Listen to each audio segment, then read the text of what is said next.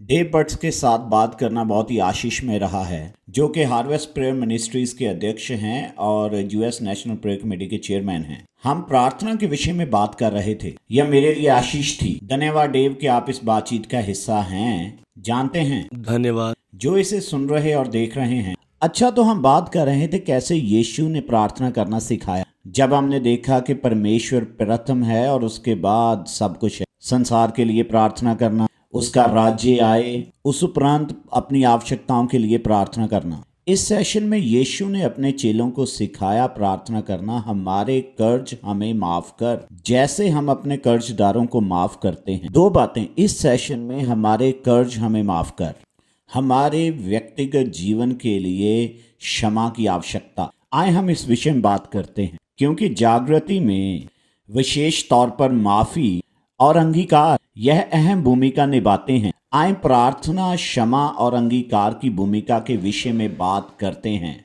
हाँ, ये बहुत बहुत ज़रूरी है।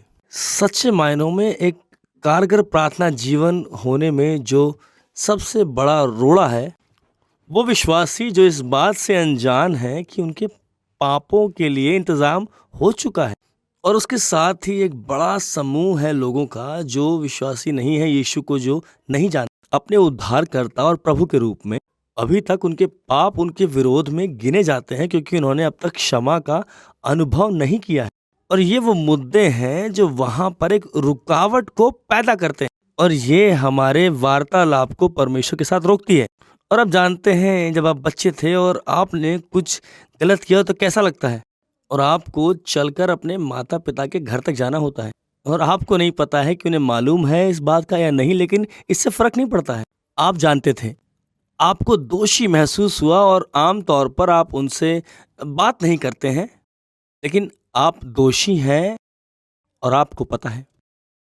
और सच में हमारे साथ कुछ होता है जब हमारे जीवन में दोष की भावना होती है जिसका हमने सामना नहीं किया है, और ये परमेश्वर से बात करने में हमें रोकती है, ये उस बहाव को रोकती है। ये वास्तविकता में हम बहुत अधिक प्रार्थना करना नहीं चाहते हैं, क्योंकि हम जानते हैं हमारे भीतर चीजें हैं हमने जिनका सामना नहीं किया है। जब मैं पहली बार मसीही बना, उस रात मैं कभी नहीं भूलूंगा। 50 वर्ष पहले, मैं अभी भी नहीं भूला हूँ। आज भी जो है उस समय जितना वास्तविक है। परंतु उस रात जब मैं चर्च से बाहर आया, यीशु मसीह को जानकर वह मेरे हृदय में आ गया। एक भावना, और मैं जानता हूँ हम भावनाओं के विषय में बात नहीं करते हैं। एक भावना थी कि जैसे मेरे कंधों से लाखों टन भार उतर गया हो। यह दोष की भावना थी। और आपको याद होगा, मैंने पिछले सेशन में बताया था कि मैं और मेरे मित्र, हमें किसी ने बताया नहीं था, लेकिन हम सुबह सुबह प्रार्थना के लिए मिलने लग गए, और प्रार्थना बहुत ही उत्तेजित हो गई, क्योंकि पहले तो यह कुछ धार्मिक सी बात थी। अब जो उत्तेजना बड़ी हो गई, क्योंकि दोष चला गया तो मैं माफ हो गया। तो माफी हमें प्रार्थना की आजादी में ले जाती है। अब एक बात है जिसके विषय में मैं सोचता हूँ और जहां से मैं आगे जाना चाहता हूँ, क्योंकि मसीही लोगों में यह जागृति की ओर जाती है, जिनको अपने मन में नया होने की आवश्यकता है। मेरे साथ जो मुक्ति के समय हुआ कि मैंने देखा कि यीशु ने क्रूस पर क्या किया है। उसने हमारे पापों का दंड ले लिया। अब मेरे पाप क्षमा हो गए हैं, परंतु प्रतिदिन मैं गलतियां करता हूँ। तो अब पश्चाताप, अंगीकार और टूटने में क्या होता है जो माफी को पैदा करता है और मुझे वापस क्रूस की ओर लेकर जाता है। और इसलिए आप मुझे इसके ऊपर कुछ विचार दें। पश्चाताप, क्रूस और टूटना और अंगीकार, ये सब एक साथ लपेटा हुआ है, परंतु हमें इसे खोलने की जरूरत है, क्योंकि मैं विश्वास करता हूँ बहुत महत्वपूर्ण है। मैं ऐसा मानता हूँ कि बहुत थोड़े मसीही समझ पाते हैं पाप क्षमा को। वह सही मायनों में इसका होना समझ नहीं पाते। आपने शुरुआत में इस बात को बोला, लाखों टन का भार आपके ऊपर से उठ गया, और आपको पता है एक के बाद एक इतवार लोग आते हैं, लेकिन उनका बोझ अभी तक उन पर से हटा नहीं है। वो अभी भी दोषी महसूस करते हैं, और वास्तव में ये हमारी प्रार्थना को रोकेगा। और हमने क्या किया है, हमने विश्वासियों को प्रार्थना के इस महत्वपूर्ण बिंदु को नहीं सिखाया, जिसे अंगीकार कहते हैं। परमेश्वर के सामने आना, इसका सबसे उत्तम उदाहरण भजन 51 है, जहां दाऊद ने परमेश्वर के विरोध में पाप किया। हालांकि इसमें और लोग भी सहभागी थे, लेकिन उसने इस बात को माना कि ये परमेश्वर के विरोध में किया गया पाप है। वह परमेश्वर के पास आया और उसके पास कोई बहाना नहीं था। उसने अपने लिए बहाना बनाने की कोशिश नहीं करी, ना ही परिस्थितियों को कि परमेश्वर इसकी या उसकी वजह से मैंने किया। आपको पता है मैंने कुछ भी नहीं। उसने कहा मैंने पाप किया है।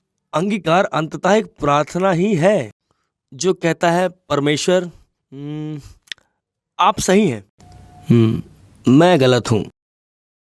मैं ये कहना चाहता हूँ परमेश्वर मैं सहमत हूँ, जो मैंने किया वो गलत था, वो पाप था और आप सही हो।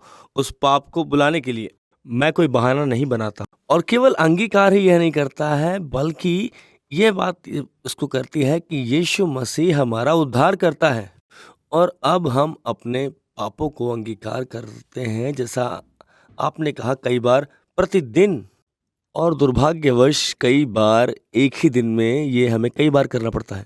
कई बार हमें क्या करने की ज़रूरत है, जिसे मैं कहता हूँ परमेश्वर के साथ छोटा बही रखो।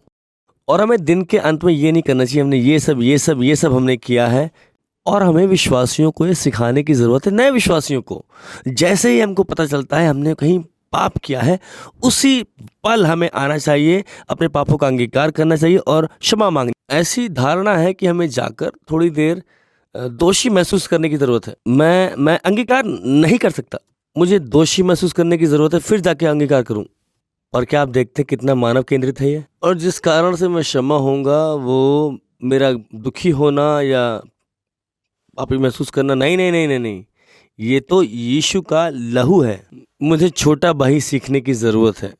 जैसे ही मुझे पाप का पता चलता है मैं क्षमा मांगता हूँ। फिर वचन बड़ा ही अद्भुत है, वायदा है कि वो धर्मी और सत्य है और वो हमें सारे पापों से माफ़ कर देगा।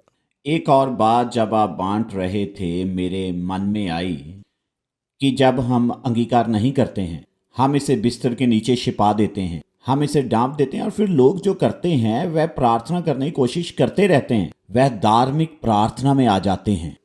जहां से हमने प्रार्थना करना शुरू किया था उसे वह छोड़ देते हैं, वह आत्मा की शक्ति के लिए प्रार्थना करना छोड़ देते हैं, प्रभु का आनंद और परमेश्वर की उपस्थिति, उसके पास आना।